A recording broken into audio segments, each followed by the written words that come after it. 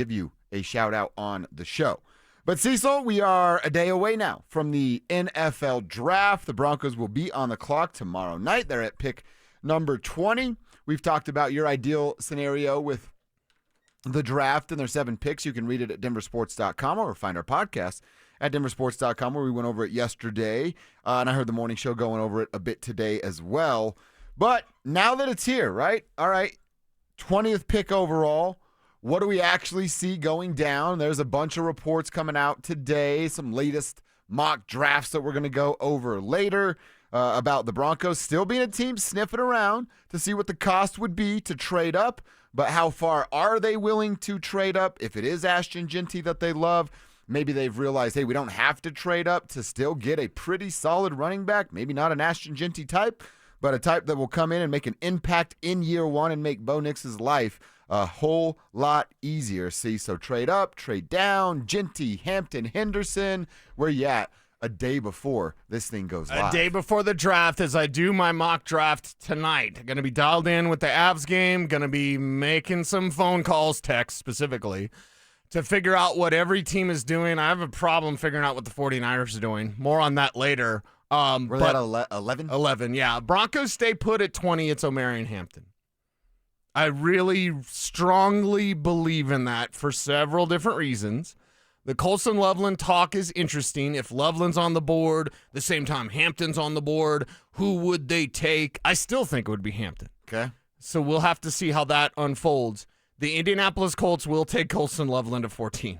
Okay, I know that they are putting out via their, media members around the team, like they're not going to take a tight end. Like they totally want to take a tight end.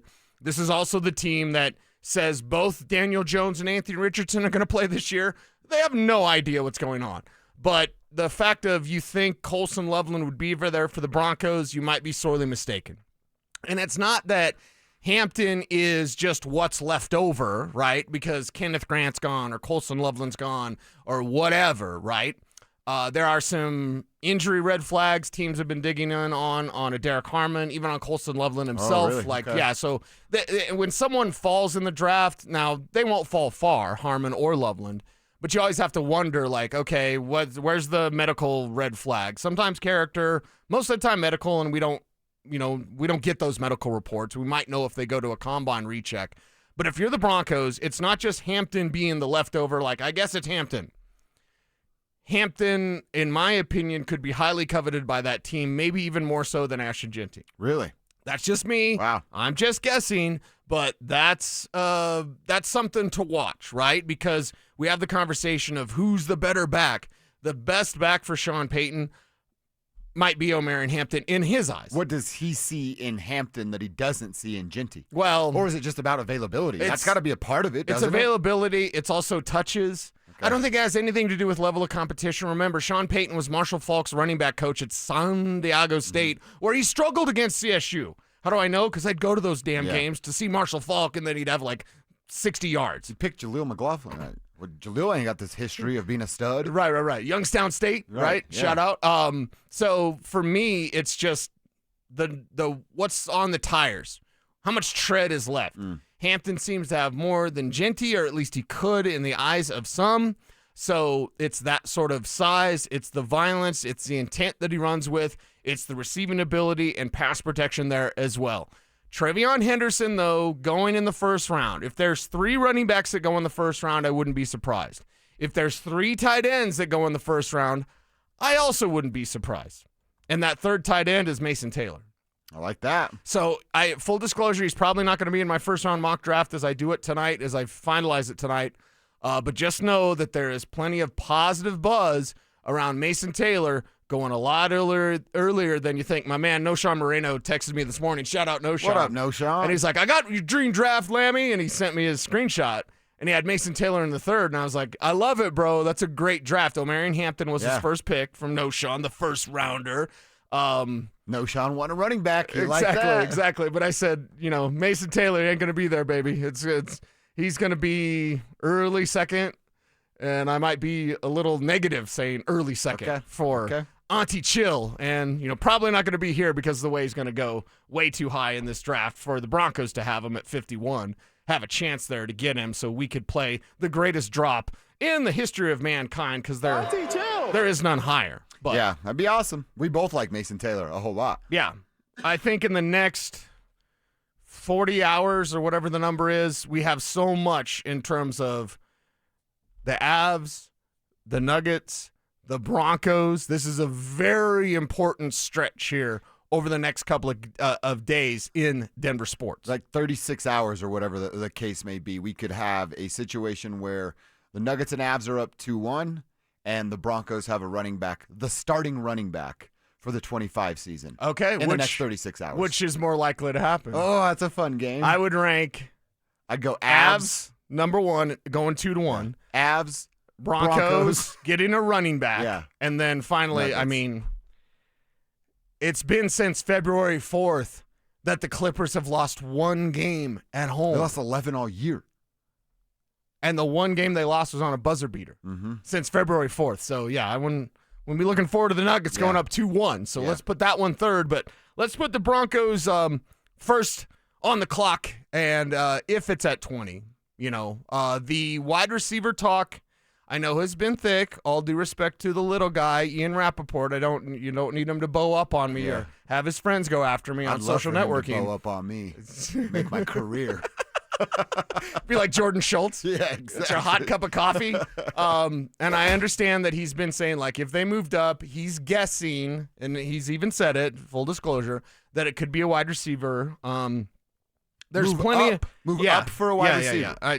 I know. That's I know. so ridiculous. I know. There's people that believe in that ridiculousnly. Okay. I'll say that. I personally don't. It's the NFL draft. Anything can happen. So there's that. Okay. A couple don't be that guys. This one, I don't know. Now, there's plenty of people that just like to troll on the internet, and the text line is technically on the internet here, right? So don't be that guy.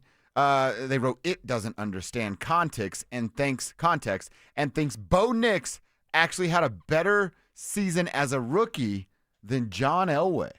So, Kev, we got to get your information on this. Now, look, statistically, he had a much better season than John Elway. And in fact, they both made it to a playoff game in year number 1, and they both lost that playoff game by a final of 31-7. So I need more from the texter there. You want to get context. What's your context? You didn't send any. You just made a statement here that I actually believe you're wrong. Now, John obviously had a hell of a career after that rough rookie season, but that's just a weird thing to want to be a don't be that guy about. Yeah, don't be that guy that doesn't give Elway his flowers, I guess. You can give both. Elway's rookie season was not great, Bob. What was Bo Nix's number? Like the third best rookie season of all time, right? Elway had 7 touchdowns and 14 picks.